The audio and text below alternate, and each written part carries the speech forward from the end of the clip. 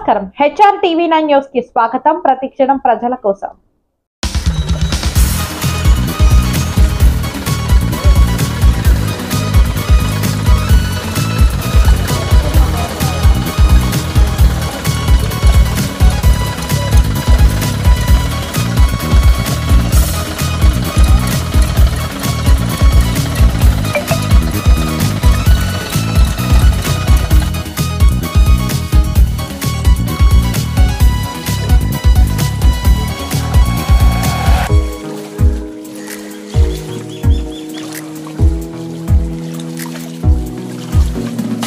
అడ్లంక గ్రామం పరిశీలించడం జరిగింది.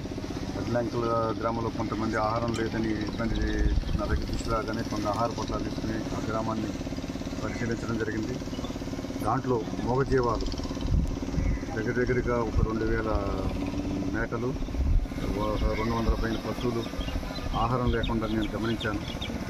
నేను ఇమ్మీడియట్గా గ్రామ పెద్దలతో సంప్రదించి 2 ట్రాక్టర్లు గడ్డి, 4 క్వింటాలు జొన్నలు ఇమ్మీడియట్గా ఇచ్చి కనీసం మూగజీవాలని కొంతవరకు నేను సంతృప్తి చేయగలిగాను.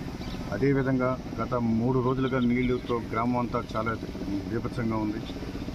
వాటిని కూడా వాళ్ళు పడుతున్న బాధలు ఇవన్నీ నేను దగ్గరుండి పరిశీలించాను. వాళ్ళు ఎన్నో సమస్యలు నా దృష్టి తీసుకొచ్చారు.